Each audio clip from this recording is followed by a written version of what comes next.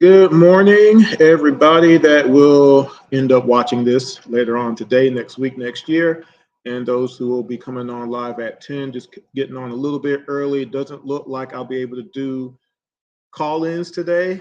The program that I use, the app that I use is not working this morning. It worked last night. I tested it this morning, nada. So I've started the show a little bit early just to announce that. So you will be able to message in on the messenger. It will be live, and hopefully we'll have a good chat. But give me about one more minute, and we'll be live on the air.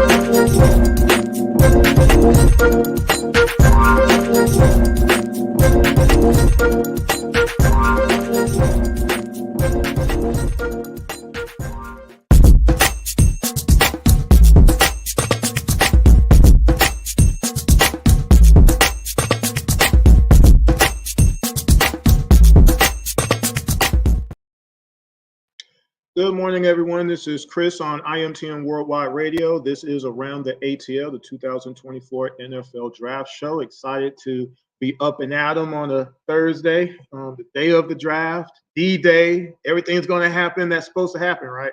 We'll see about that. Now, I usually right here, I would tell you what number to call in, but unfortunately, the app, and I mentioned this a little bit earlier, doesn't work for some reason. I tested it last night. I actually did a test show. I did 15 minutes, make sure all the sound effects, all my music and everything. And I logged in this morning about 15 minutes ago and dead silence. Like it wouldn't even, it would load, it would launch, it would tell me how many minutes I have left until the show starts. But past that, nothing. And there was just no way to try to maneuver or finagle anything. So this morning, will be strictly on the live stream, but you can chime in on the chat room. So it is open. Actually, I'll go ahead and say hello to everybody real quick. Hello. But unfortunately, we won't be able to call in. So before I get started, I do want to do a couple of things. One, I want to give a shout out to a couple of people. Windy City Gridiron, ESPN, Alabama Athletics, the Associated Press, Atlanta Journal-Constitution, the Falcoholic, and Reception Perception.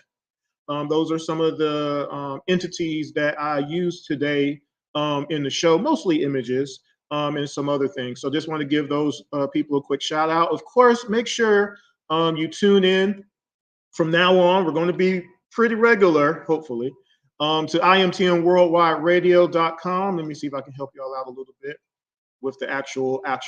Let's see. Here we go. So make sure you follow on YouTube, obviously, imtmworldwideradio.com. You're on that page already. Subscribe to the page. The website, imtmworldwide.com. Also, Facebook, IMTM Worldwide Radio, and Instagram, IMTM Worldwide Radio. Like I said, imtmworldwide.com is, there it is, new website right there. And today the show is going to be brought to you by IMTM Worldwide Images. I'm doing graduation photos right now. You can see backdrop right there.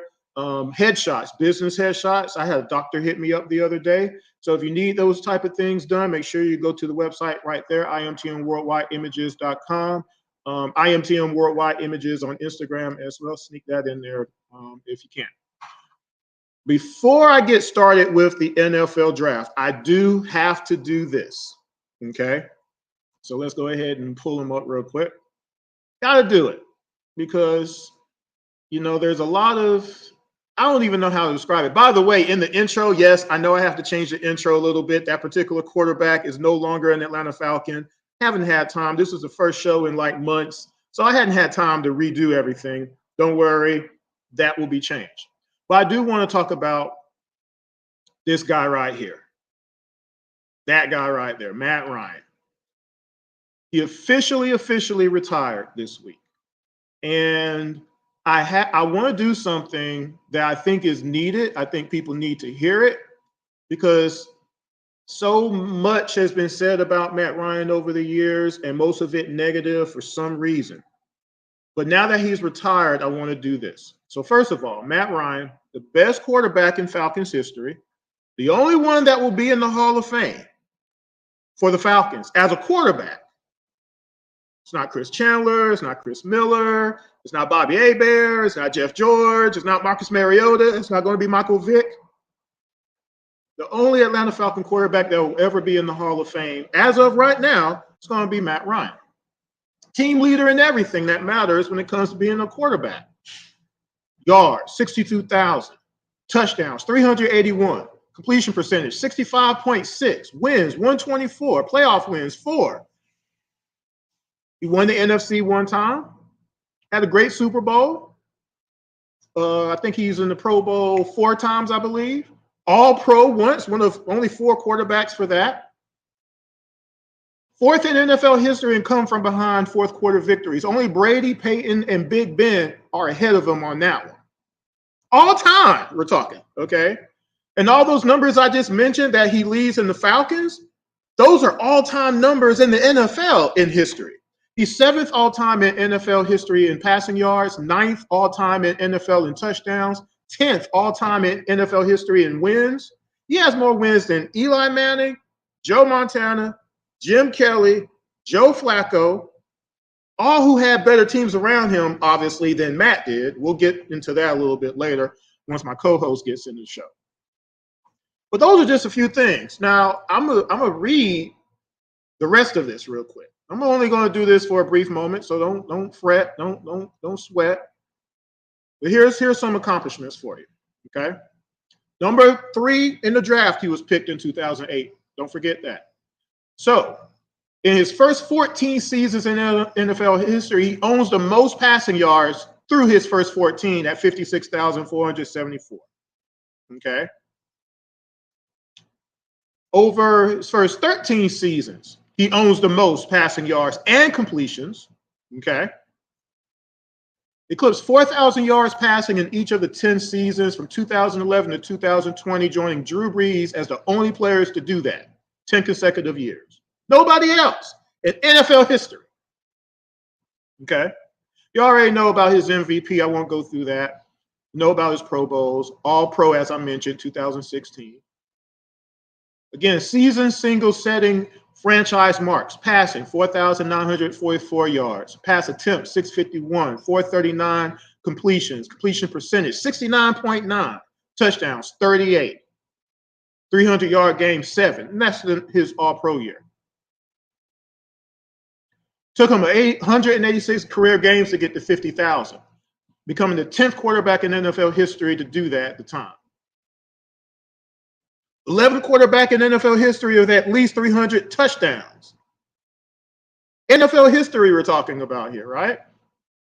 Fastest player to reach 40,000 passing yards. 117.1 passer rating in 2016 was the sixth highest in single season NFL history. That's just a few things. Let me close this up. You got a nice rooftop restaurant next door there, making some noise. Couple other things. Let's see. Oh, another one with Drew Brees, the only other quarterback in NFL history to attempt 600 passes and complete 68% of those passes. That was in 2012. 56 wins in his first 5 seasons were the most by any starting quarterback in his first 5 seasons in NFL history. And we know what our defense didn't do. Joe Marino and Joe Flacco as one of 3 quarterbacks, the other 2, since 1950 to post 40 or more wins in their first 4 seasons after leading the Falcons to an 11-5 record in 2011. Think about that, how long ago that was. Okay. He was rookie, the rookie of the year, offensive rookie of the year, that is. There's just tons of things. It's over and over and over again, just accolades of this man as an Atlanta Falcon. Yet, even though he is the best quarterback the Falcons have ever had and one of the best players the Falcons have ever had and one of the best players in NFL, people just disdain and hate the guy. Has all these wins. No other Falcons quarterback has the win total that Matt Ryan has. None of them played as long as Matt Ryan did, for that matter. He kept getting up. All those sacks, just getting sacked because they would never get no protection for him. Yet they hate Matt, even though you got to have the rest of the team to win. Because Brady never was on the ground like that. Big Ben was never on the ground like that. Eli Manning wasn't on the ground like that. Because they did the job to build a whole team around those guys. When you have your franchise player, you build a team around them, not do the opposite. And that's what the Falcons did all these years. And it's a shame that they just never did it. So I just wanted to mention that, just to throw that out at everybody. You can comment if you like. Again, the comment section is open on either IMTN Worldwide Radio on the Facebook page or on the YouTube channel. Hit it up. So let's get started officially now. So today is the day. So with that being said, the last couple of years, we haven't had Matt Ryan here. And you know what the results are with what's happened. I'll just keep it at that. So what did the Falcons do to try to change things at the end of the day? Okay. Well, we got Kirk Cousins now. You like that? Catchphrase. Put it on a t-shirt. To be a valid passer on the team. Now, he's definitely valid. Can't argue what he's done. All right. He's going to get the ball to some people. Wide open. Okay. The wide receiver room, still speculating there. I don't know. We're going to have to talk about that a little bit if y'all have some ideas on that. But what they've done, putting wide receivers in the room, is it an upgrade or not? We just have to find out. We know we have a run game. We won't have to contest that at all.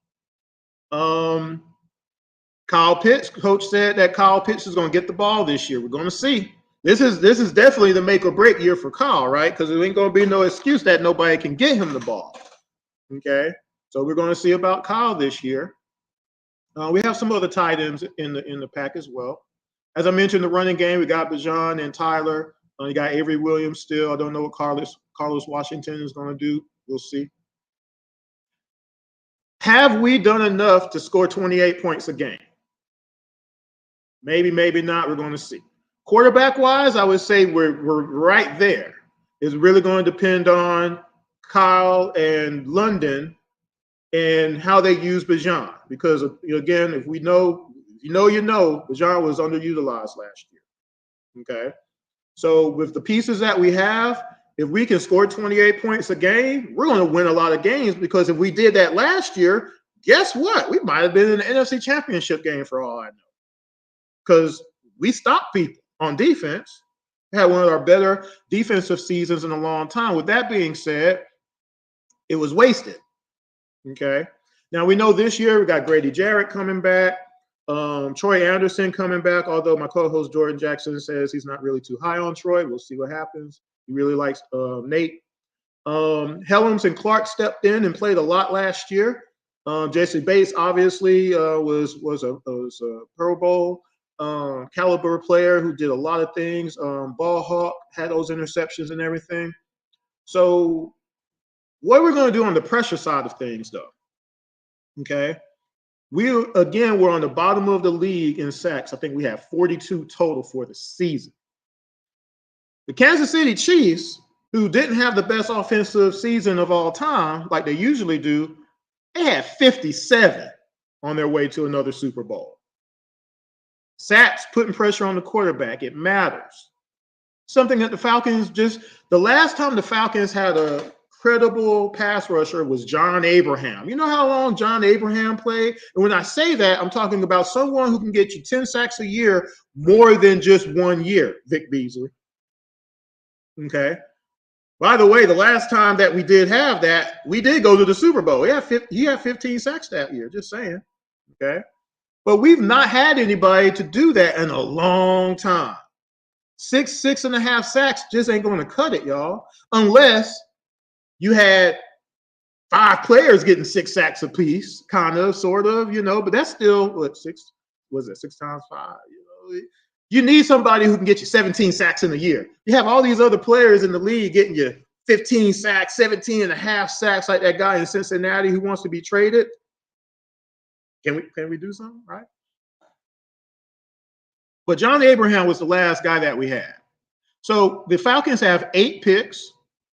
We have the number 8, 43rd, 74th, 79th, 109, 143, 187, 197 as of 10:15 this morning. I don't know if anything has happened. This is an impromptu show. So I don't know if we've had any trades or anything. Y'all can let me know on the messenger, again on YouTube if you're watching, or Facebook if you're watching there. Pass rush is a need, obviously, right? But what else? Maybe cornerback, pair somebody up with AJ, right? The receiver position, again, we talked about it. Do you draft another receiver? As long as you don't do it at 8. Don't do it. But do we need another receiver? And can you get one in a later round that will be somebody who could fall into that maybe number 2 spot if the other guys don't work out? Possibly, right? If we don't bring back Campbell, do we get another defensive tackle possibly? And possibly do you do it just because Grady is about to hit 30, I believe. He's not old by any stretch of the imagination. He's still got a lot in the tank, I would say. However, you have to start looking at the future as well, right? So that's another possibility. So let's talk it up. And again, unfortunately, you can't call in, but if you got a comment, take a couple of seconds and type in a message on the messenger. Make sure it's clean, and I'll read it off to you. Now, last year I did do video. This year I'm not doing video this morning. Again, this is a 2-day produced show. Couldn't do everything. But what I'm going to do is when we do our draft review show, I will do highlights of the people that we actually drafted. Okay, I promise. But in the meantime, here's what I did do for us. Oh, wow. See, since I wasn't able to do the radio, all my sound effects and everything are on that. So won't be able to do the NFL chime like I wanted to. That's okay. And all the other stuff that I was going to do this morning. Almost forgot. So let's substitute a couple of things here on the fly. So we do have the number 8 pick in the draft. So if we do not either move up for someone, and if we don't trade the pick and move down, we have the number 8 pick. And I believe most people are on the what's the word I'm looking for? They're in agreement that we should get a defensive edge, a lineman, a pass rusher. I'm still kind of tired. So who are we going to get? So first and foremost, let's do this. Let's see if I can. I had this in order per the radio part of it, but since I don't have that anymore, we're going to see if I can figure this out. There we go.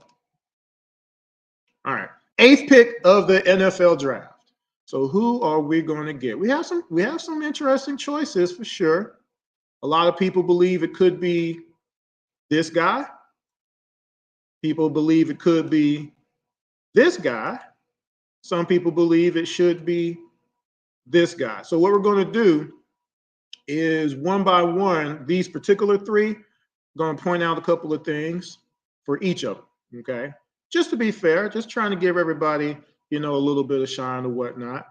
So first of all, Mr. Latu, he had 13 sacks, 49 tackles, 21 for a loss, 2 interceptions. The year before that, and I misspelled before, look at that. He had 10 and a half sacks, 12 tackles for a loss. So his last 2 seasons in college, pretty outstanding, okay? But it's not just that. For him personally, let's see if I can find him. There he is. So the pundits, they say, one, he's probably the best pure rusher in the draft as far as technique, as far as strength, as far as his moves. He's ready to go right now. He's ready to start. He's going to get to the quarterback. He has a motor. He doesn't stop. The one big thing with him is the injury thing.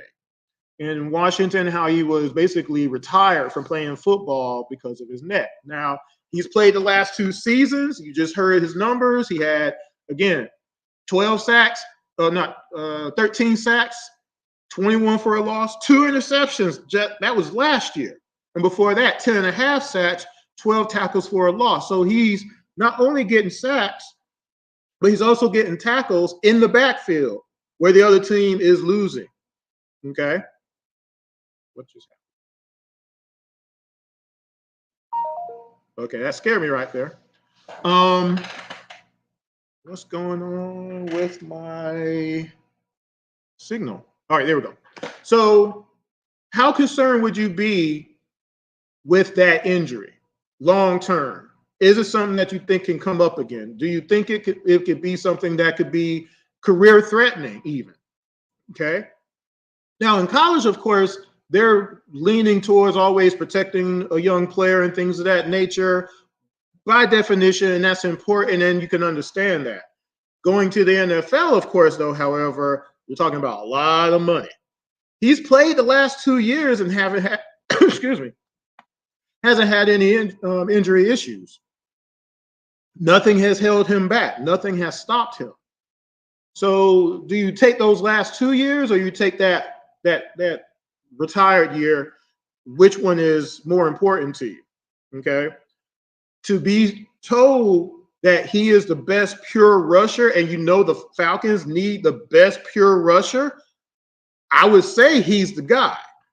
Okay. But hey, who knows? So there's another option, of course, and that is Mr. Jared Verse. Let's see if I can find him. There he is. And this is again for the number 8th pick. So Mr. Verse, he had 9 sacks both years, 48 and 41 tackles respectively. Has a quick first step, great at reading plays, uses leverage well. Some downside stuff, his size would be something to watch as far as the NFL, as far as translating. Also, though, he is quick. His quickness helps him run down running backs on the run, so he's great on the run. He will be able to hold running backs from escaping. So one of the issues that we always have is not only is the quarterback sitting back in the pocket making bacon pancakes and eggs, but then also the scramble part. And we don't have anybody to kind of make sure that he doesn't get out. This is a player that can actually hold up that quarterback a little bit. He also can cover in open space. But again, other than those other things, it could be Verse from Florida State. We have one more to talk about, Mr. Turner, Dallas Turner from Alabama. All right. So let's see if I can find Mr. Turner on here. There he is. Edge rusher, Alabama. Now, Mr. Turner had 10 sacks last year, 53 tackles, 14 and a half for a loss. Now, a year before that, he had 4 sacks. Year before that, 8.5 sacks. So cumulatively, not bad. And remember, he's playing for a pretty good team as well. Now, with Turner, oh, you know what? I read off the wrong thing. What I just said for Verse applies for Turner. For Verse, he had 9 sacks both years. Turner, he had 10 sacks last year, 53 tackles, 14 and a half for a loss. See, this is what happens when you do an impromptu show. This is my fault right here. No, I got it right. I'm sorry. Anyway, if you ask me, out of Latu, Turner, Verse, the one thing with him was the size. He's undersized as far as the power part with bigger blockers. It's going to be a matter of he can't put no real pressure because he can't out-muscle anybody. His quickness could alleviate that a little bit at dip turn, but will it be enough to overcome that? Not sure. Turner, he does have quickness and the power, okay? The coverage part, could he think about this with that. We're playing a 3-4. How many times on his end will he have to be responsible for coverage? We'll have to see. Will they pick on him, in other words? Okay. But that's a coaching thing, though, too. That's something that he can get better at. As far as Latu goes, again, he has everything. He has all the tools. He's ready to go right now. It's just the medical part. Me, I would say let's go Latu. Because here's the other part of this. All of them will be available at 8. I don't perceive anything happening where someone who needs one of the quarterbacks and needs one of the wide receivers in this draft would ignore any of those guys and then get one of these 3 defensive edge guys, rush guys. So I would say Latu, he has, I think, overall the better track record. I think he has the better tools overall. What do y'all think? I haven't had anybody comment yet, but feel free to do so at any point in time. Not a problem. Let me see. My co-host is getting on. Not yet. So that's all the 8th pick people I wanted to talk to y'all about. Now, my co-host had some people as well. We'll see when he comes in. We'll backtrack a little bit. I want to go ahead and move on to the next pick if y'all don't mind.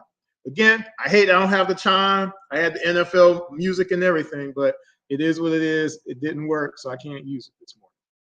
So with the 43rd pick in the NFL draft, we're going into the 2nd round now. Now, in this case, I will say this.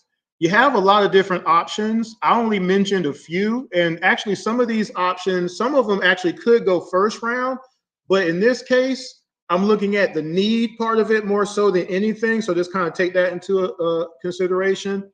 And some of these guys, it would be great if they could fall, but they probably won't. But I do have a couple that should be around the 43rd pick for us. So I'm going to mention the people that would be interesting in regards to the 2nd pick. So the first guy, let's see, make sure I'm not out of order here.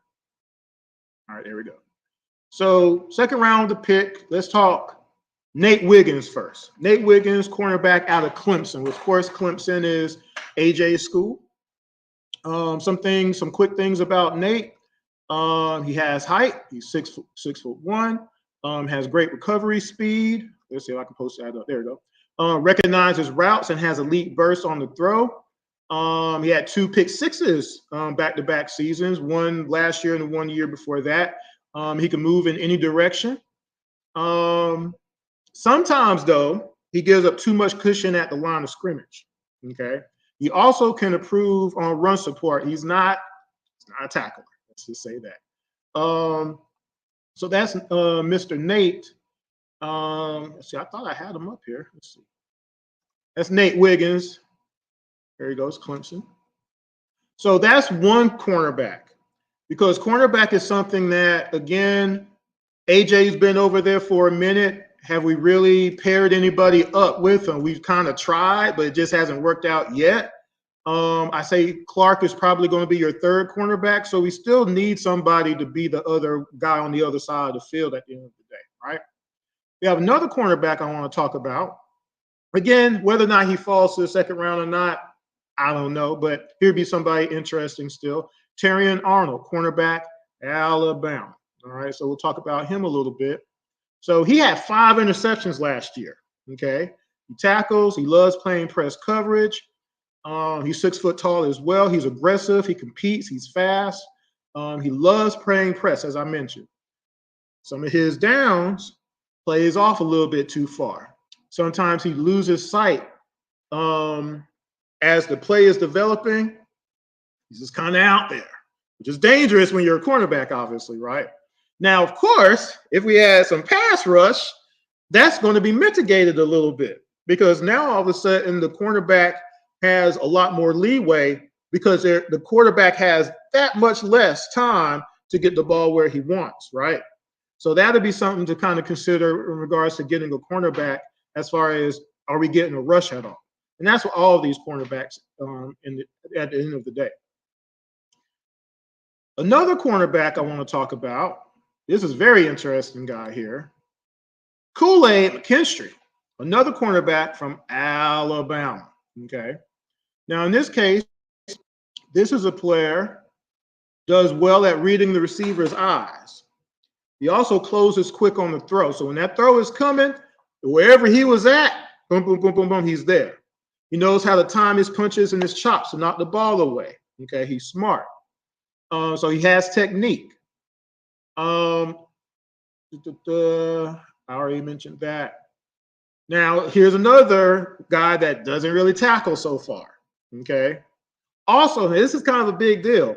If he isn't being targeted, if he's not in the play, he kind of tends to kind of just be chilling a little bit. Okay. However, again, that's another coaching thing right there. That's something that can be coached out of somebody. Okay. So also, by the way, with Kool-Aid, he's also compared to AJ Terrell. So this guy right here, Kool-Aid, is actually compared to guy we got on the other side already. So do you want to try to match him up because of that? Do you want to match up Nate because he went to actual Clemson? You know, those are just some interesting guys that possibly could be available at that particular pick. Now, that being said, here's who probably will be available at the second pick, more than likely. Now, one guy, I don't know if I have him pulled up. I don't think I do. Actually, let me make sure. Yes, I do. Sorry about that. I forgot to turn this on vibrate. Cam Hart, Notre Dame. Okay. This is for the possible 43rd pick. Okay. So a little bit about him. Pull up my notes again. Has great size. He's athletic. Had his best game against Marvin Harrison Jr., who everybody knows is probably going to be the best receiver coming out of this draft. He could reroute his receiver on press coverage. He only had 2 interceptions in college. Okay. Now, that always doesn't mean that he's not going to get interceptions in the future. Some are just better at being a pure cover guy to prevent a guy from getting the ball rather than being a playmaker. This might be on his end how he does. I don't know. Also, though, he's not great on deep balls as of right now. Okay. Another thing, now, this is one of those injury things. He's had surgeries on both shoulders. And it's something that he's been out for a period of time because of that. So that's definitely a little bit of a flag. If you ever want to have one on a particular cornerback, that's one for sure. Okay. Another cornerback that could be available in the second round at the 43rd pick, Kamari Lassiter, cornerback from UGA. Okay. Now, in his case, they said that his instincts and play recognition has gotten better. Now, that's coaching, obviously. He does like to tackle. He uses his hands very well, especially at the catch point. He's confident in press coverage. Speed, it's not a speedster. Okay. Also, another thing they mentioned, he's more of a route guarder than a playmaker. It sounds like something in the NBA that I would say something about, but I promise I would not talk about Hawks basketball tonight or today. So that's another player Before I talk about my third player, I'm gonna go ahead and bring in my co-host for Around the ATL. He is available now. Mr. Jordan Jackson. Let's see if we can get this to work. How you doing, Jordan?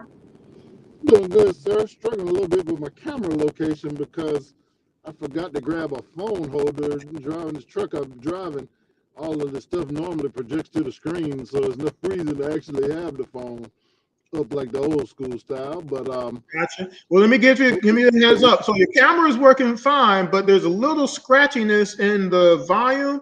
I don't know if that's because you got something plugged in. I guess you got something plugged in. maybe that's could be that. Let's try that. I want to give a heads up. It's on the charger, so I don't know if that was Okay. it. Well, I'll keep it on the charger because we don't want you to blank out. Well, let's see. I got 94% right now. Does it sound any better? I don't know. I'm by the airport, coming to you right near. Oh, Uh-oh. No, what it is, it sounds like, I don't know how to describe it, kind of like a little bit of a scratchiness, like a not feedback, but just a buzz. There you go. It's a little bit of a buzz, but we can make it work. We've had worse, right? right. I know it's an airplane rumble right now in the background because, like I said, I'm coming to you from right beside the Georgia International Convention Center, home of the Atlanta Dream, which is also right near the world's busiest airport.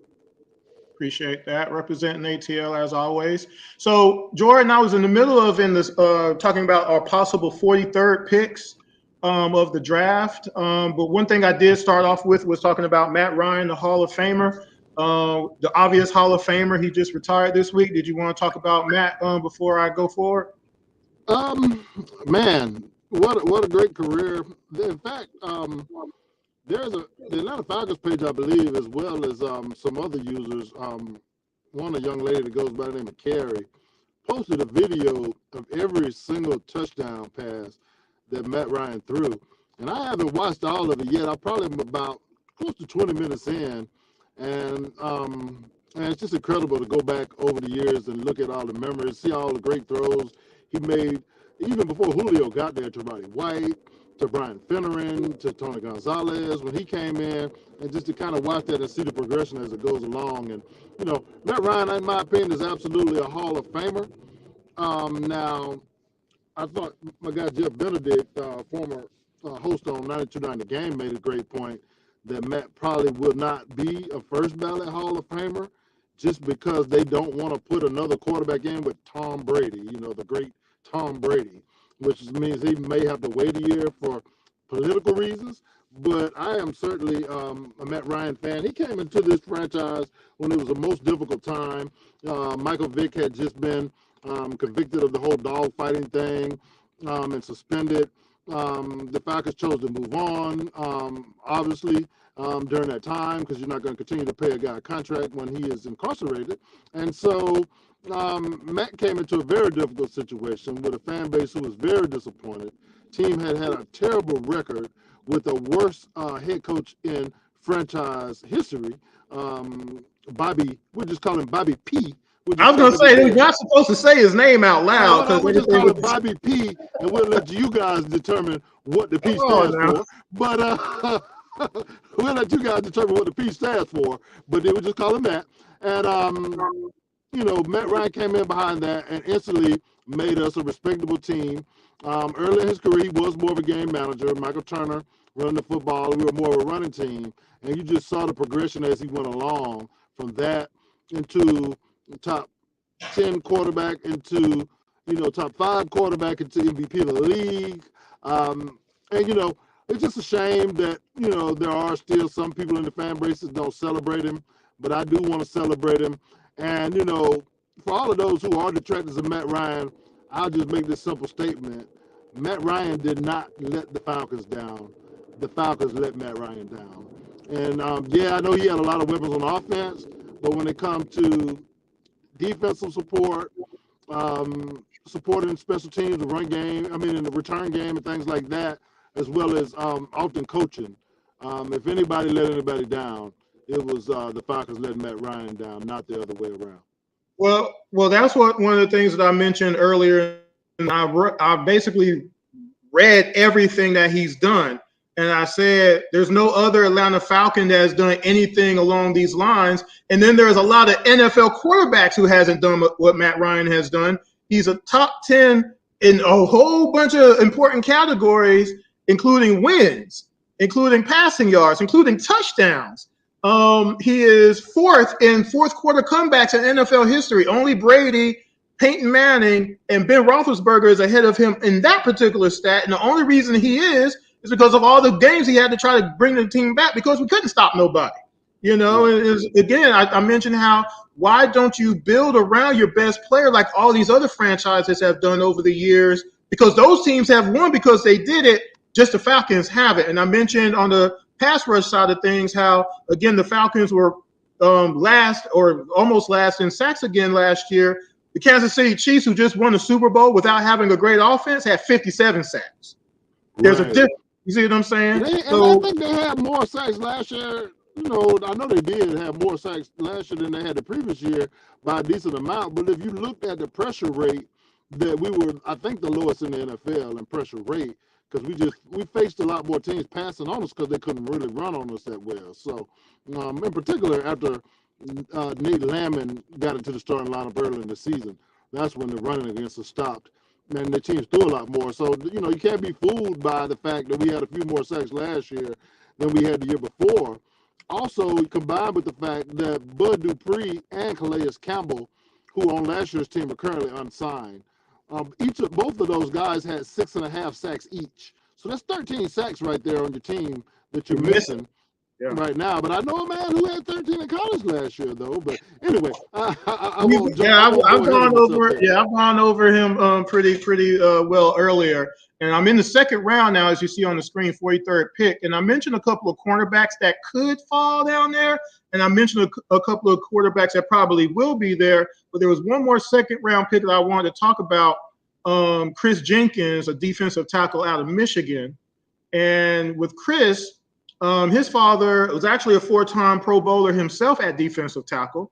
He actually played pretty decent in the playoffs against Bama and Washington. He holds his ground on single blocks and tackles as far as on the tackle side of things. So he also has a motor. He moves, okay? He doesn't stop. And he actually has moves in regards to trying to get his press, okay? The only thing is on the downside is he big enough to start? Okay, probably not right now. Also, they say that he doesn't have the greatest hands in the world either. Now, as a defensive tackle, that's kind of a big deal. So that could be a detraction as far as him as far as a pick. But he's an option as far as that goes because, again, as I mentioned earlier, Grady ain't old, but we got to start looking at the future down the line as far as who's going to be our next defensive tackle to get that pressure on the quarterback. So on the second round side of things, Jordan, did you have some people that you wanted to kind of highlight? I'm not sure who all you highlighted. You can mention whoever, it doesn't matter. I think a lot of it depends on, you know, which way you go in the first round. I think some of the best available options for the second round and for the Falcons is probably going to be either cornerback or receiver. Receiver is a very deep position this year in this year's draft. And so I think, and you know, I'm going to be a homer here, but I mean, that's okay. Ladd McConkey out of the University of Georgia, if we decide to go receiver in the second round, is a guy who I have a lot of interest in. And when I think about the fact that we're going to be running the same offense that the Los Angeles Rams run, slot receiver has always been a big position in that offense. Whether it was Robert Woods a few years back playing the slot, which then transitioned to Cooper Kupp, came along and made a great impact playing a lot of snaps in the slot. And even this past year, rookie Puka Nacua came in and made a big impact in that offense, playing a good bit of snaps in the slot as well. And I just see Ladd McConkey, with him being a great route runner, a guy who can make guys miss after the catch. I see him being a great fit for the style of offense we're going to run. So that's the first guy that comes to mind for me. Also, any of the corners who are projected, a lot of which in the first round, if they slip out, a guy like a Kool-Aid McKinstry for example, would be a guy I would be interested in at the top of the second round. And like I said, I'm just getting settled here, so I hadn't had a chance to get to all of my notes. But I forget the gentleman. He's a white cornerback. I actually was going to put him down, but I didn't. I don't know what I got distracted probably, but I know who you're talking about. I don't have him pulled up right now. Right. He is actually more of a zone type corner, but is also good at press at the line of scrimmage for your cover two type zones. I think he would probably be, if he slides down to the second round, he'd be another guy who I strongly consider there. Edge rush wise, which obviously is position of need that I'm hoping we get out of the first round. But if we don't get that guy out of the first round, Chop Robinson out of Penn State is a guy who I like. He has all the physical attributes and tools. Didn't really produce huge numbers like you'd want to see in sacks. But I'm more willing to take a chance on a guy with the physical ability, thinking that we can coach him up in the second round than I am to take a risk like that high in the first round. High in the first round, I want production.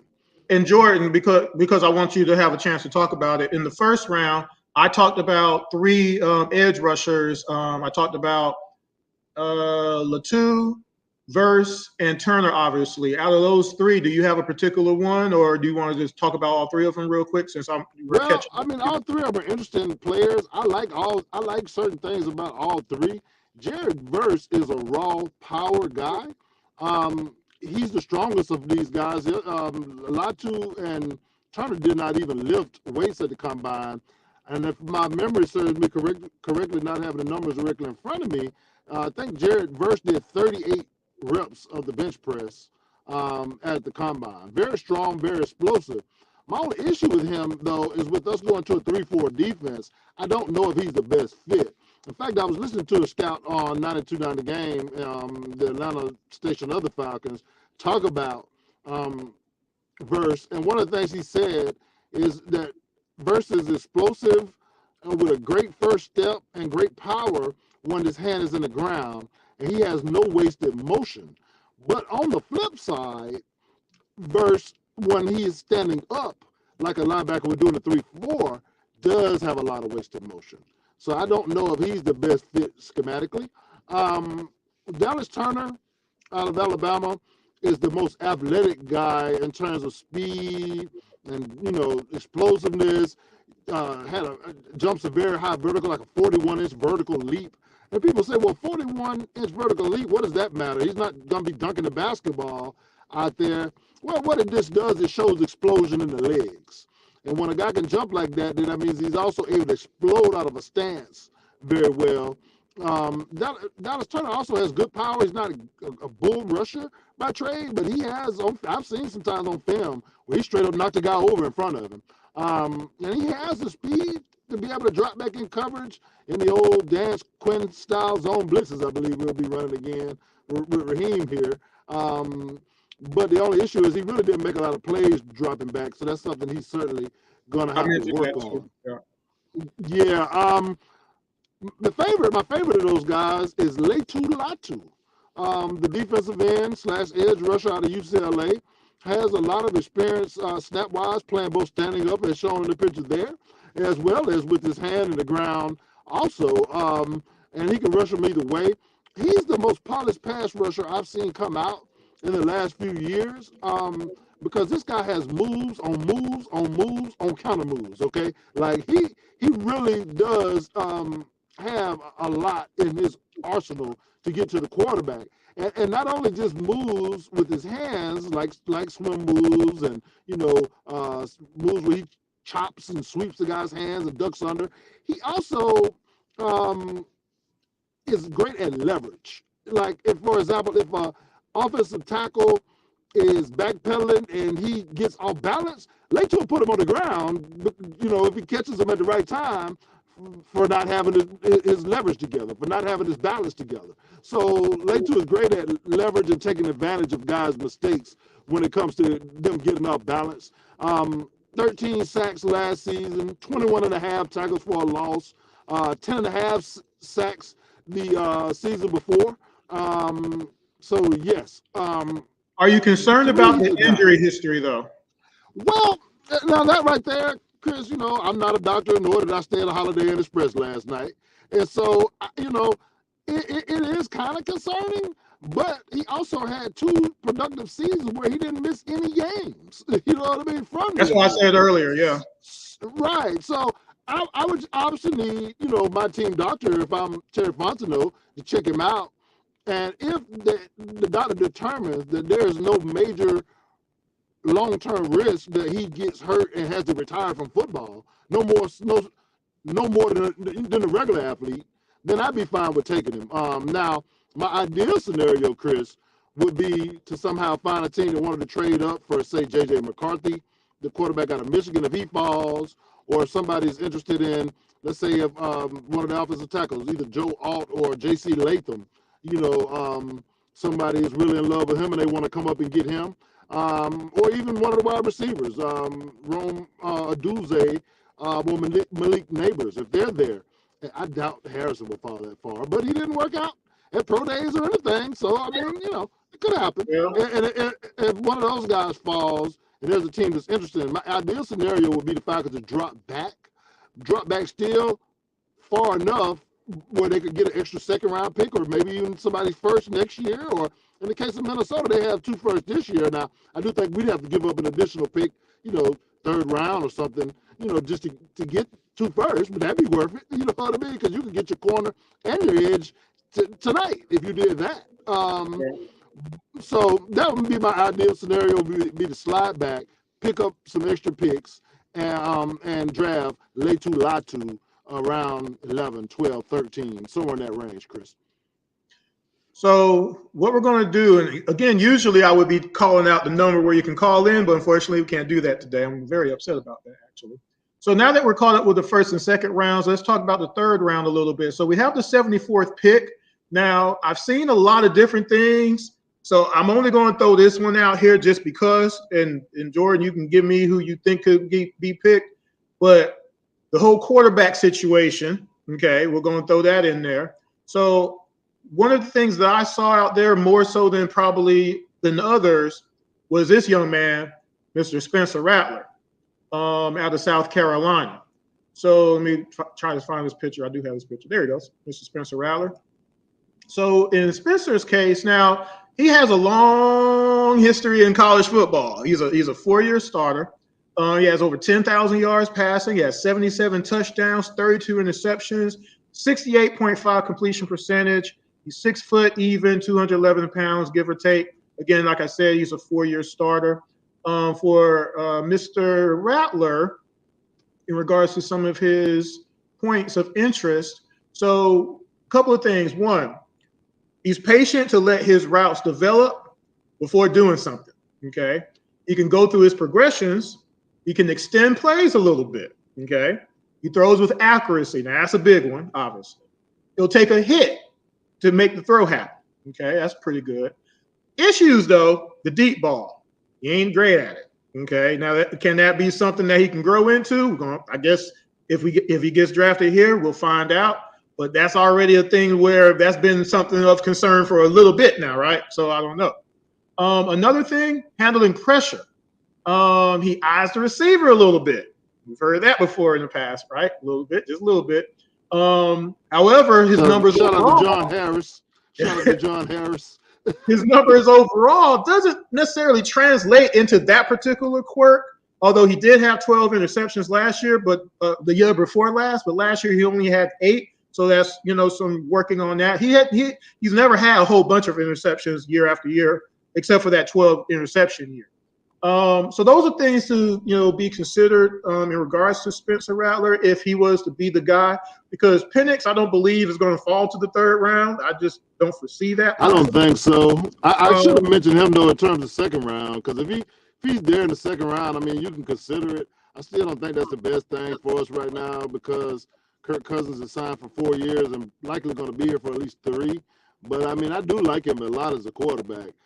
Now, he is a guy who his injury history does concern me a little bit because he's had like 4 major knee injuries. Also, a couple corrections. One correction and one guy I wanted to mention.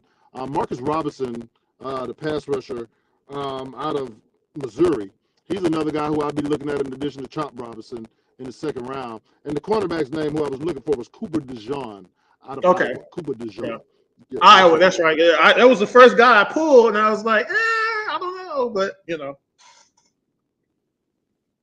So, anybody else in that third? Because again, that's just the 74th pick. Anyone of note that you think would be valuable enough to take at that particular pick before we go to the next pick? Obviously, there are a lot Actually, of guys. let me hold you right there. I did want to throw out a receiver, Jalen Pope out of Washington, who caught all those passes from Penix.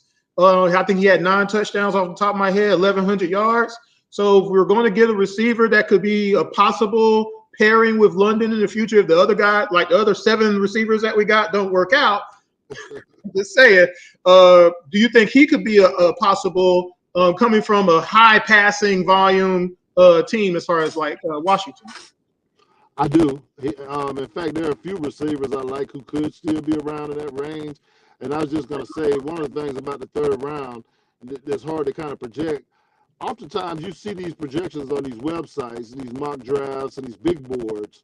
But the NFL teams' big boards often look completely different than these so-called experts boards.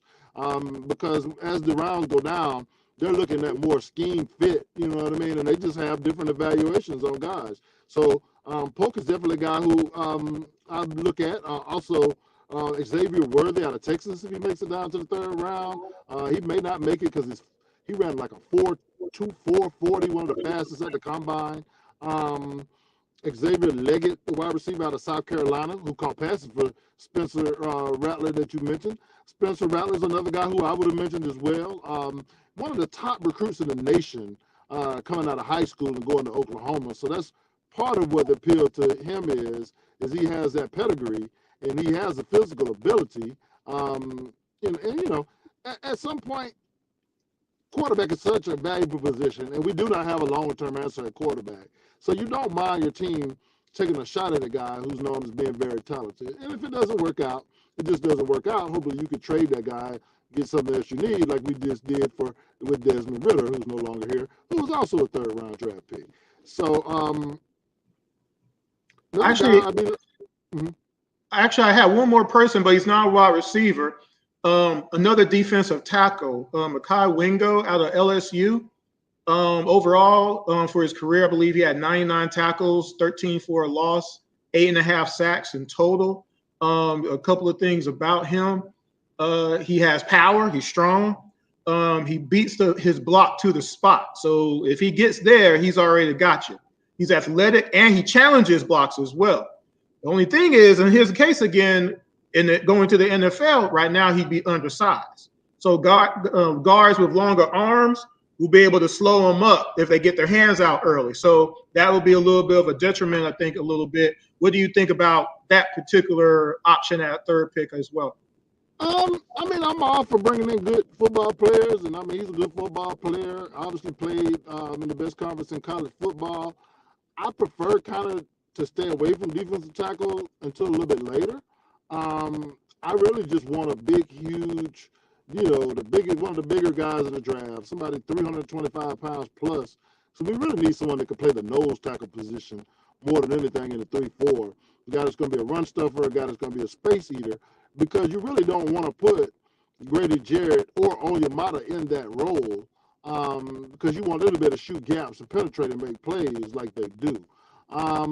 So while I like him as a player, I'm looking kind of more wide receiver if we didn't go it before, or cornerback, you know what I mean, or edge rusher, because to me, those should be the top 3 priorities in this draft.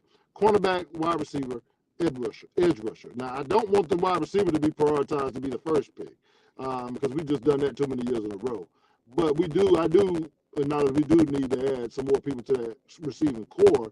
And you want to give Kirk Cousins every tool that he needs to be successful because you've made a very significant investment in him. You know what I mean? So that's really where I'm looking.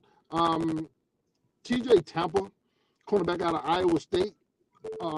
He's a guy who I'm looking at who I think could be a very good player at that position for us that could probably still be around in the third round. Now, he's not a corner, but he's a defensive back who can kind of play versatile. Javon Bullard out of the University of Georgia. Big hitter, but also great range. In fact, ask Marvin Harrison Jr. who Javon Bullard is, and he'll tell you all about him, I'm sure, because he had a very up-close and personal look. That was who delivered the hit that knocked Marvin Harrison Jr. out of the game a couple years ago when Georgia played Ohio State in the playoffs before going on to win their second national championship in a row, by the way. Two-time champions. So let's go into the fourth round now. We have pick 109. I'll let you start since now you're here and back into the show. Who do you have as some possibles? And I'll talk about mine in a minute. I hate to be a homer, but UGA just put so many great players in these drafts these days, so I can't not acknowledge them. Cornerback Kamari Lassiter is a guy who I really like, potential at the fourth round.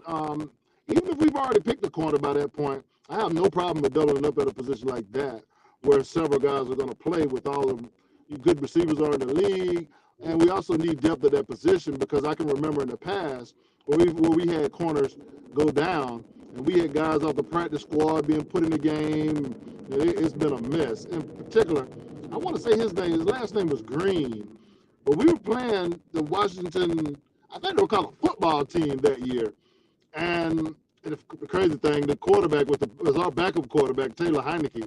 He just kind of broke out of contain and threw this pass up, and the dude couldn't find the ball. Like the Falcons, he could not find the ball.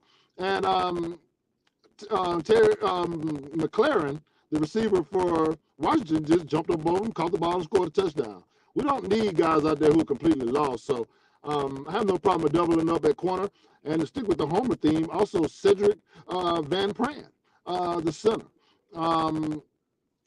We all know that our offensive line is pretty solid, but one of the issues we have had is with bad snaps, you know what I mean, here in recent years. And so, and now Cedric Van Pran is not the biggest center in the world, but he's a guy who knows leverage, moves very well, can get to the second level in the run game and make key blocks to spring people. He's a very smart football player. In fact, I heard DJ Shockley recently talking about him, and he was saying that not only does he recognize, okay, like I see a nickel corner blitzing here, or I see this linebacker's about to come out the edge, he also recognizes coverages before the snap. Like, okay, the safety's about to roll down and they're about to go to a cover 3. You know what I mean? Or this right here is going to be a cover 2. You just got to look and determine during man and zone. And for a quarterback to have a center that's that intelligent, and he's coming in that intelligent as he grows and learns, I can see him being a guy who would be a big asset, not necessarily to Kirk Cousins, who's a vet and knows a lot of this stuff, but I can see him being a big asset to the next quarterback behind Kirk Cousins to have a center, who'd have, 3 years on his belt. You saw how we were with Matt having a good center. Big difference. Difference. Yes, sir. Absolutely. Let me throw in one real quick before you go to your next one. At pick 109, I don't know why I had 143 up, but y'all, I got it right.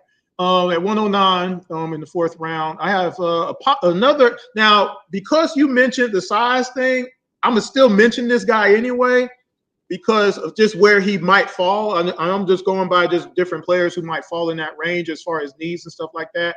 But Michael Hall out of Ohio State, the defensive tackle. He's somebody who, he gets pressures on the quarterback on the inside. I go to his Senior Bowl. They were talking about how he was pretty dominant against the Senior Bowl competition. He beats single blocks. He has a slide step. He has the overarm move. He absorbs contact well. He has active hands, which is very important for a defensive tackle. But again, the size thing may come up. And so with the size against bigger offensive linemen, would he wear down? But if he's not a starter and just a body possibly, that could be a possible player as far as that goes down the line, as far as depth goes, because you always need depth one way or the other. So that's something. And also coaching will help him about struggles with shedding blocks and things of that nature. We got enough defensive coaches, I think, to get that out of him pretty good. So that's just an option I just threw out there. Like I said, I'm going through a whole bunch of mocks and things of that nature. That's one that stood out to me. Another guy, I have a defensive tackle myself, Fabian Lovett Sr. defensive tackle out of Florida State. He'd be probably either 4th or 5th round pick, possibly. 6'4", 314 pounds. Played all 4 years, was a Senior Bowl guy. Originally started out at Mississippi State before going to Florida State, so he does have some SEC experience. Not that that means everything, because we know they're good football players that come from everywhere. Very compact, has great balance, great power, has the talent to split double teams and leverage his gap. Is basically built like a tree stump at the base, so he's going to be a hard guy for centers to move in the middle of a defense. And, you know, he could easily probably add another 10 or 15 pounds to go from 314 to 325, 330, and be that nose tackle type anchor that I'm looking for the 3-4 defense. All right. So let's go to round 5, pick 143 officially now. I had it wrong earlier, but I got it right. I will let you go again, Jordan. How do you think we would go?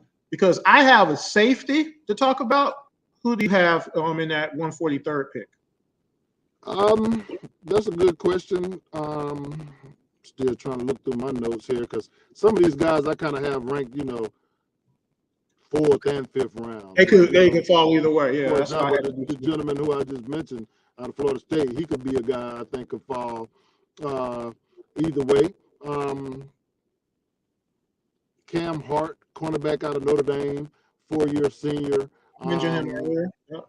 Is a guy who could be there 4th, 5th round, may go higher. Like I said, there's no science to this, because you can look at these projections and all of that, and we've seen guys go way higher than their projections, and the analysts will get on TV and be like, oh, that's just such a reach. You know, they just took such a reach to take him that high, and the guy ends up being a good football player. So, you know, as well, Nehemiah Pritchett also is another guy I'm looking at, cornerback out of Auburn, another guy who is a senior, very fast, 4.36 in the 40-yard dash. And as I got an advertisement playing here, excuse me, 4.36 in the 40-yard dash. So, you know, he's a guy who you can't teach that speed. And so he's a guy who could provide depth at the cornerback position as well. Go ahead, Chris. I have a safety, Malik Mustafa out of Wake Forest. He's somebody who I think could be, well, we know. Do we really think Grant's coming back? I don't know. But we want to solidify that position right now. Helms, I think, is a possibility still. But we want to continue to make sure that long term we always are good there. Malik had 80 tackles, 5 for a loss with an interception last year. He's great at run support. He's strong. He closes distance and runs through targets. He challenges passing lanes, which is important. He contests catches.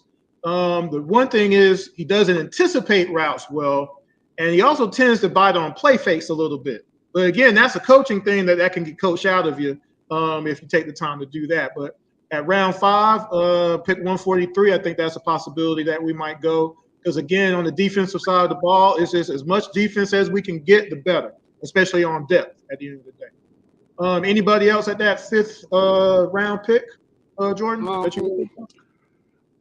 I'm thinking another guy who I looked at some tape on was Cedric Gray. He's a linebacker out of North Carolina.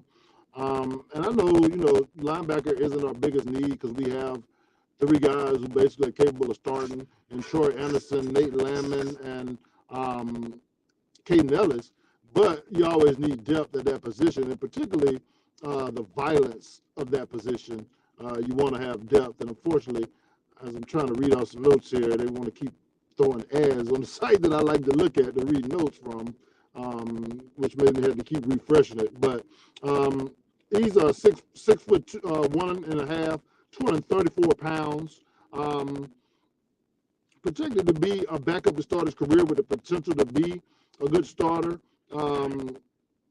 He led North Carolina team in tackles with 121. Also tied for the team lead with 2 forced fumbles.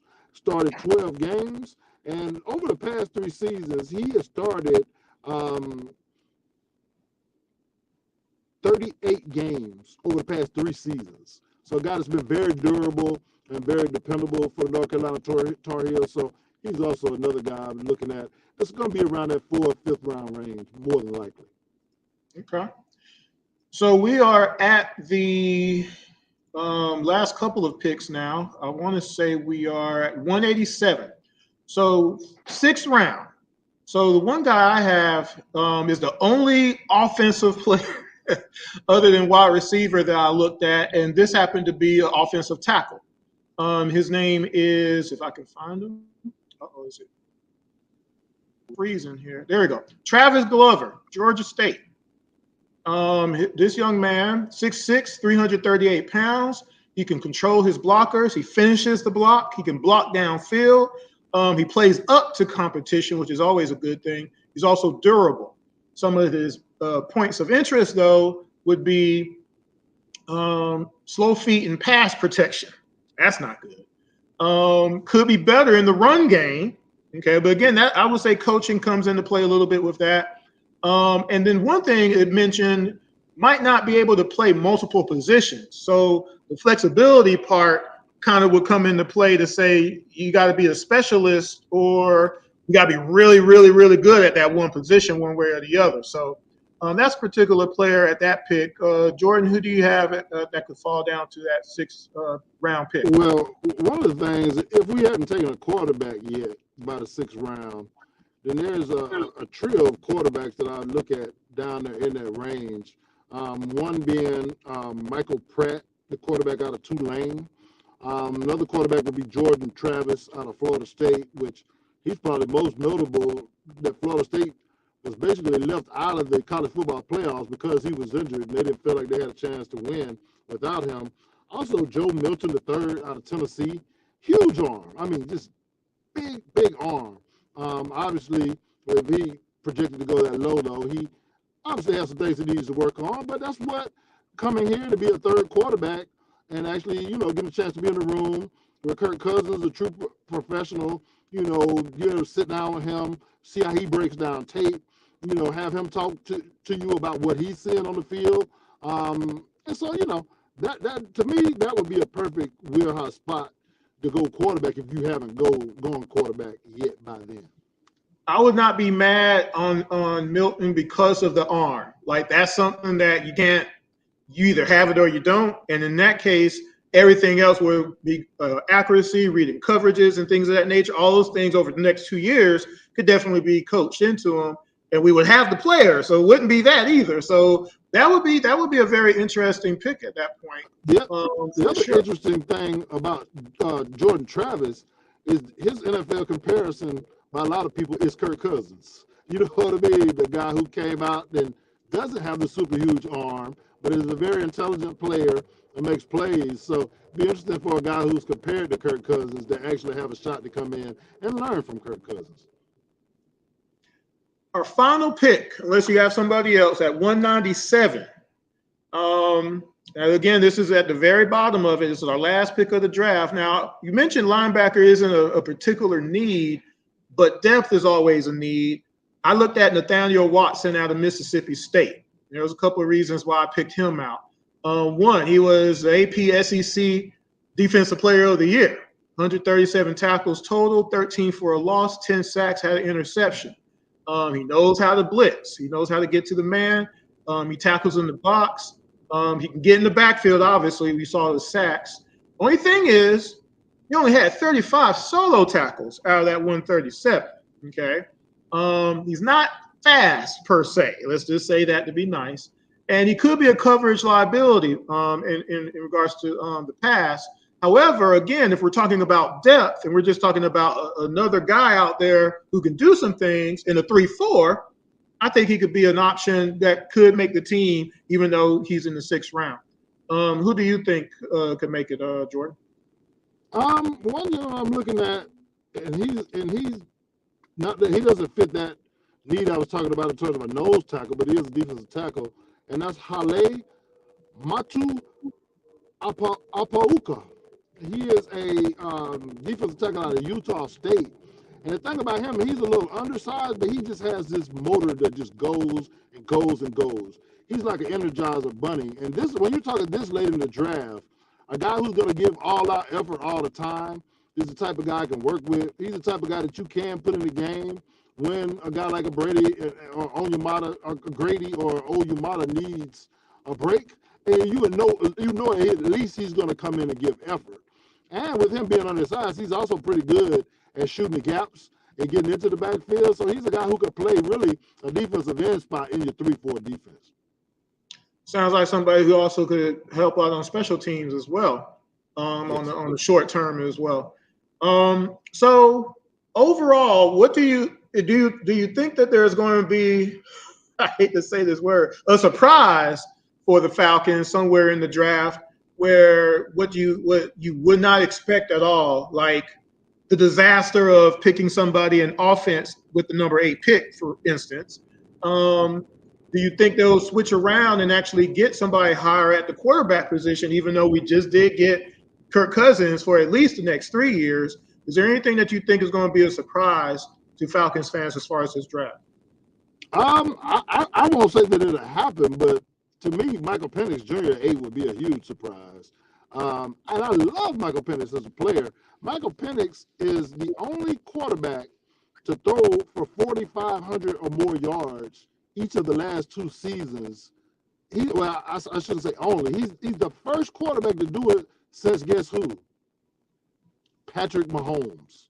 Oh, That's wow. pretty strong anytime you're putting up a stat like that. But at the same time, I just find it hard to justify spending the number 8 pick on a quarterback that's going to have to sit for at least 3 years behind Kirk Cousins, when the fact that Kirk Cousins is not a spring chicken, that signifies you're trying to win now.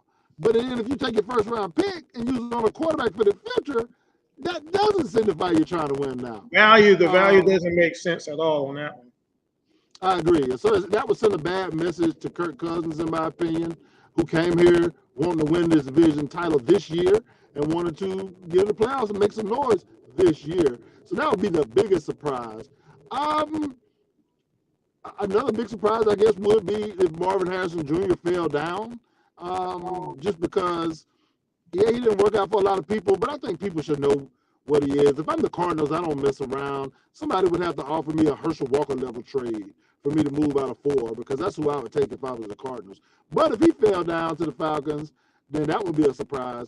Honestly, Chris, drafting a wide receiver would not surprise me.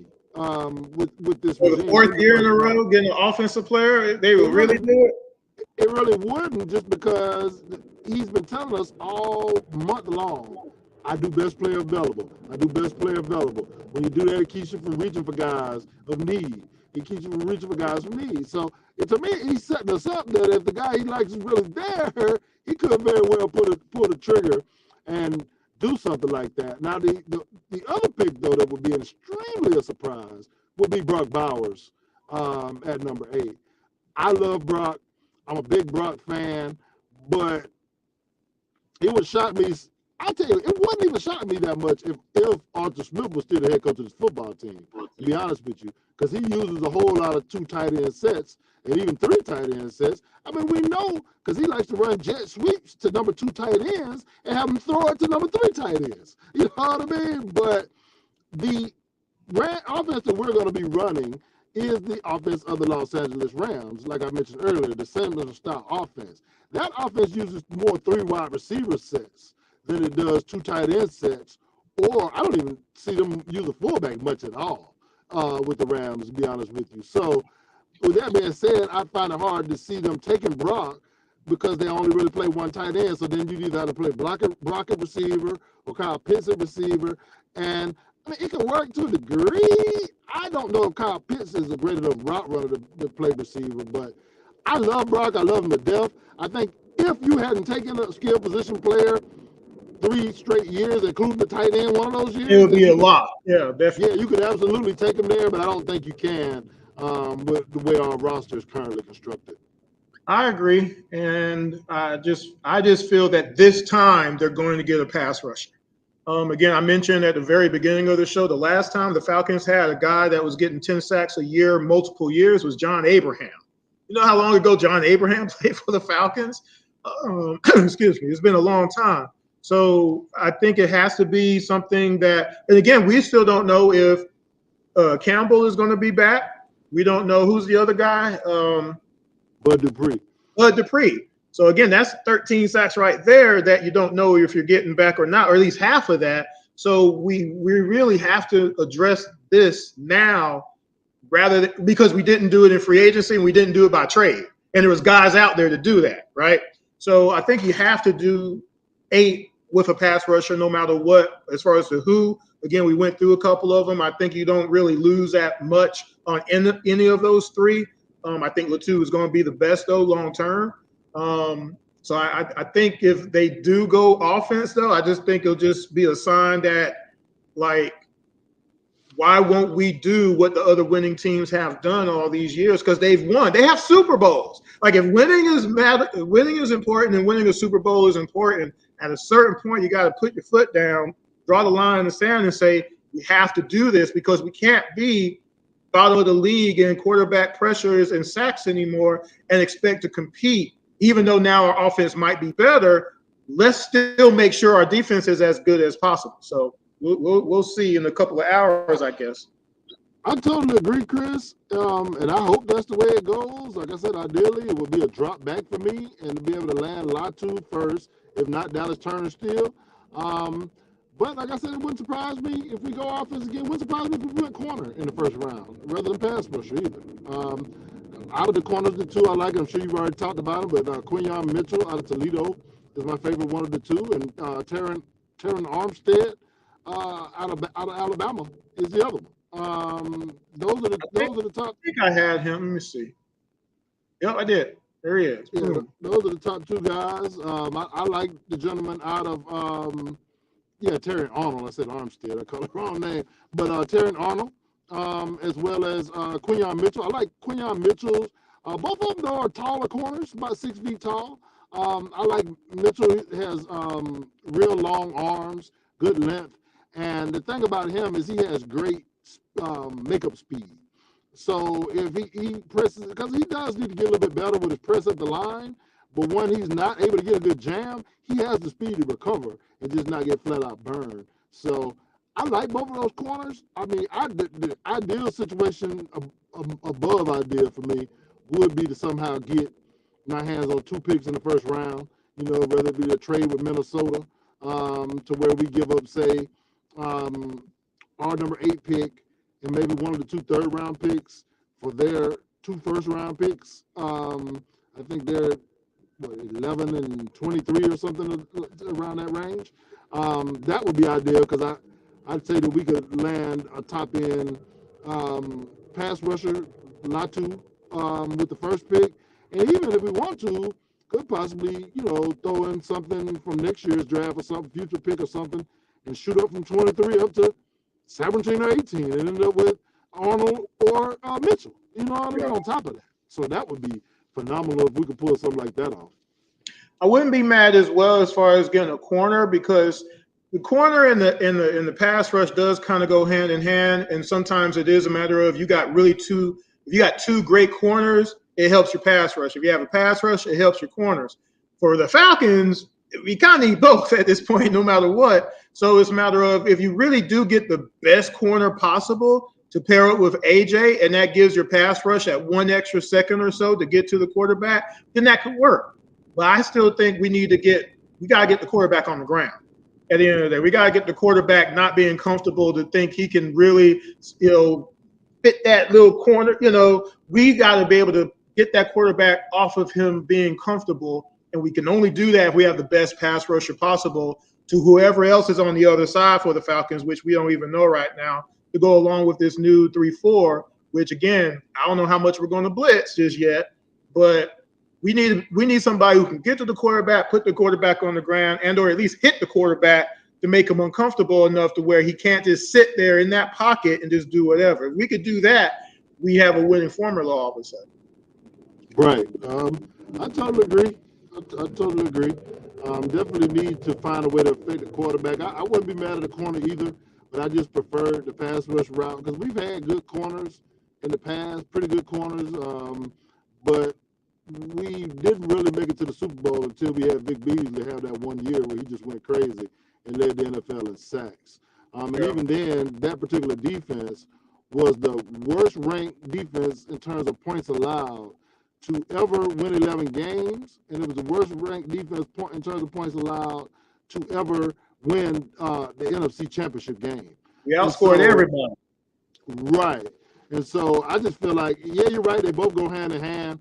But I feel like the pass rush, being able to get there, is the most important of the two.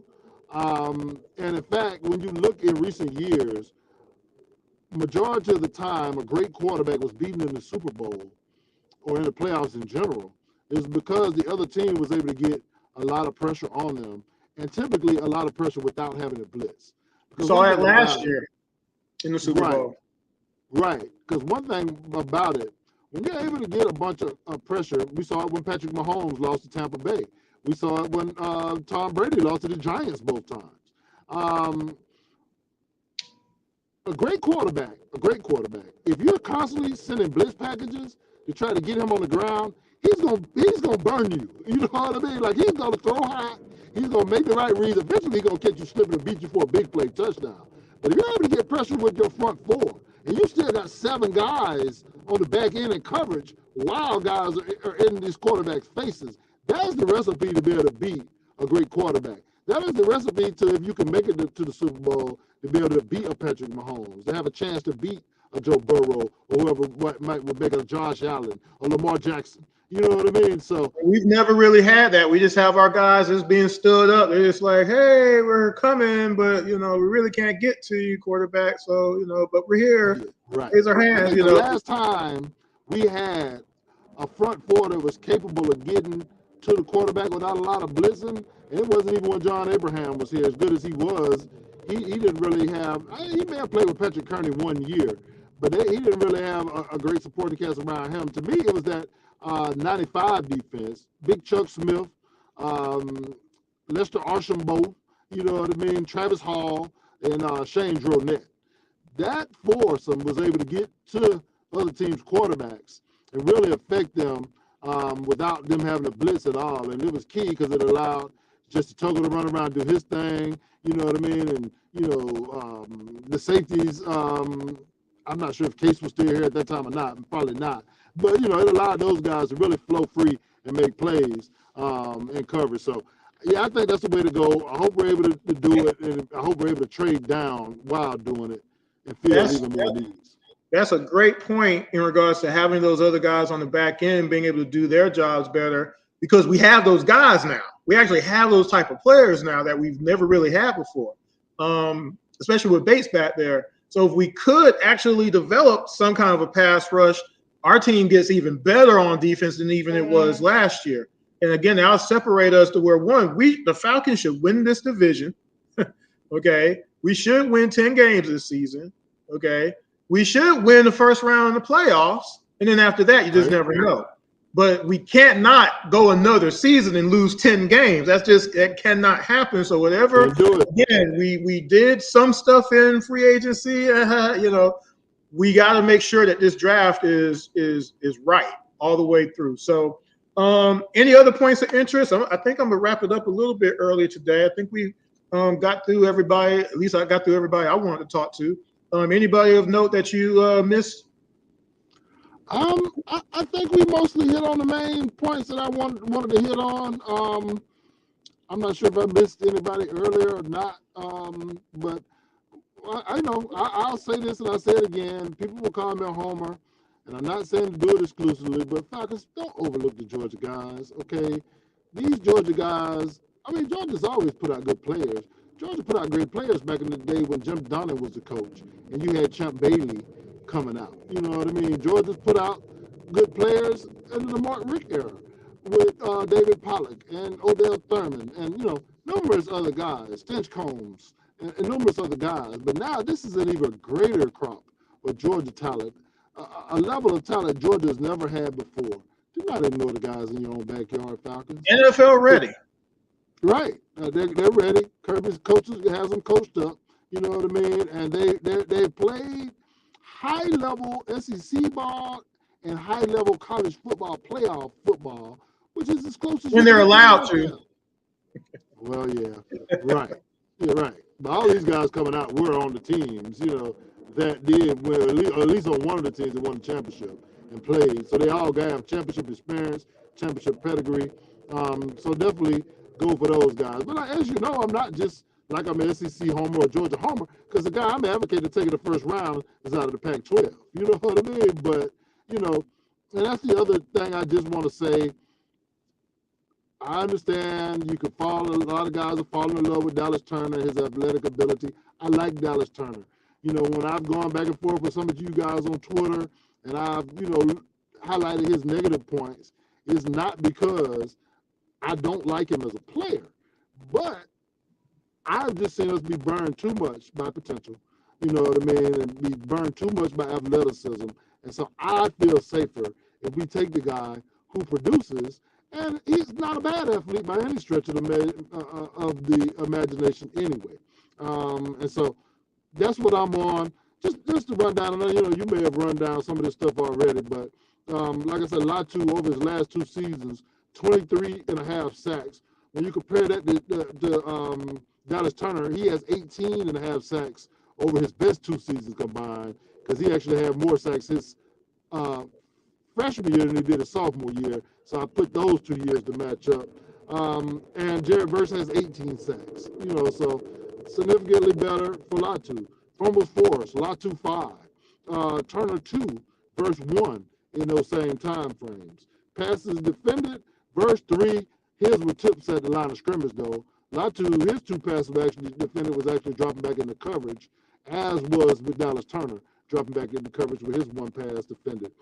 Tackles for a loss is where it's a big discrepancy. 34 tackles for a loss for Latu, 29.5 for Verse, 24.5 for Dallas Turner. So, I just think that you go with production over potential, because production also has potential. There's tape on it. We can see the proof of you being in the backfield tackling people, and doing it on a regular basis, rather than speculating if you can do it or not. It just means a whole heck of a lot. Go ahead. One final name that I wanted to mention that I would be disappointed in. I don't understand why it's even a thing. Byron Murphy II out of Texas.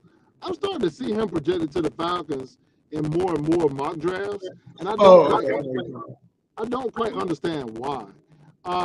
He is, a defensive tackle weighing about 294 pounds, and there's nothing wrong with that, but that's in the same bill as Grady Jarrett and as David Onyemata. So you put him in with those 2, you don't want neither one of them playing nose tackle, so that's an issue. And, it goes back into what I was just harping on, and let me pull up the numbers here real quick in terms of production. And I just tweeted this out last night at Jordan23 ATL. For his career, Byron Murphy II has 15 tackles for a loss and 8 sacks. That includes 8 tackles for a loss last year and 5 sacks, which is career best year. Last season alone, Latu had 21.5 tackles for loss and 13 sacks. You know what I mean? Significantly more production in 1 year than this man has had his entire career. And so you don't need to, and I get it. I mean, Murphy may be a very good football player. He's strong, he's compact or whatever, but it's not what we need to do in the first round, ladies and gentlemen. It's just not. So that being said, guys, all what we said may not ever happen. I mean, last year we didn't get none of our picks right last year either. So you never know. That was John. That was him and John. Oh, yeah, that's right. It was John Harris substitute last year. So we'll blame John. But what we will be doing is doing a draft review show to see who the Falcons did pick, and we're going to do video and all the good stuff with that show. Because like I said, this show was impromptu. I put this together like literally in 24 hours. I wasn't able to do all the video highlights I usually would, but I will do video highlights in the next show. And I will have the full breakdown on the guys that we indeed do draft. So what I want to do is, one, thanks everybody who tuned in this morning to watch for a little bit. to continue to keep up with us, because we will start returning with more shows for Around the ATL on IMTN Worldwide Radio. Follow on Facebook and Instagram, as you see scrolling down on the bottom. But more important, subscribe to the YouTube page for me, IMTN Worldwide Radio. I have a lot of stuff on there besides Around the ATL, obviously, but definitely if you love sports, love Atlanta sports, Braves, Falcons, Hawks, Atlanta the Dream, Atlanta Vibe, the new volleyball team, Atlanta United, everybody that's in Atlanta, is including all the college teams that are in Georgia, Georgia State, UGA, sometimes Georgia Tech on Fridays. Make sure you tune in on the YouTube channel, IMTN Worldwide Radio. Again, we're also on Facebook and Instagram, Twitter. Jordan23ATL on Twitter. Myself, my personal one is Intellect ATL, as you see there, and the radio page is IMTM Radio. And also, if you don't mind, because I am doing a lot of stuff right now, if you're in Atlanta, you're in the state of Georgia, you're in the state of Hawaii, I would love to go to Hawaii, but anywhere where there's people, I'm doing a lot of different things with my photography, which is IMTN Worldwide Images. You see it right there. Hit me up. I'm doing graduation pictures right now for people. If you have kids, they're graduating, great time of the year. So hit me up. I'm actually going to Albany, Georgia this weekend. So if you know anybody in Albany, please hit me up for sure. Jordan, closing remarks before we get out of here. Just want to give a shout out to my guy, Dennis Tony at Southern Classic Transportation. He's the guy who actually screenshotted that stat of Michael Penix being the first quarterback to throw for 4,500 yards in back-to-back years since Patrick Mahomes while watching the game. It sent that to me, and I've been using that stat ever since. If you need transportation to the airport in and around Atlanta, if you need to go to a wedding or a concert, anything like that, DM me for the contact info for Southern Classic Transportation. That's the company I work for. That's the company Mr. Dennis Tony runs. I'll say this, if we're good enough to drive around some of the top athletes around here in Atlanta, some of the people who you guys have rooted for and root for, then, we're good enough to drive you around. And also, if you're out, you want to go out at night or whatever, don't risk a DUI. And especially for you ladies, if it's a group of y'all, and I know I used to drive for them, I wouldn't even trust Uber, because sometimes you just don't know who your driver is going to be. You know what I mean? Contact Southern Classic Transportation, and we can make you DUI proof. With that being said, we appreciate, as always, all y'all who listen to us. Don't know what I got to do to get y'all to subscribe to the YouTube channel. May have to hire Mr. T to do an ad to threaten y'all and say he pities the fool that doesn't subscribe or something of that nature. But we'd love to see more of you guys subscribe. Now, it has been our fault for not being on the air for a long time. Things happen. I won't get into it, but we do plan to be a little bit more regular as this year has progressed. There's a lot of stuff we'll talk about another time, but we will be back. So try to support us as much as possible, because we're back. So, right, you're right. And with that being said, also to all who listen to this after the fact in podcast form, we certainly appreciate you guys as well. Last but not least, as I always do, I got to thank God for giving me this breath that I breathe to talk about these Atlanta and these Georgia sports that I love. Peace up. A-Town down. That being said, we're going to get out of here. And again, don't remind me, I have to change the intro. There's a lot of people in that intro that are not in Atlanta anymore. So quit hitting me up. I will change it eventually. But until next time, we'll talk to y'all later. This is Around the ATL. The 2024 NFL Draft Show is going to be a fun night tonight. Hopefully a productive one. And we'll see y'all next time. Peace. ATL, Charlotte.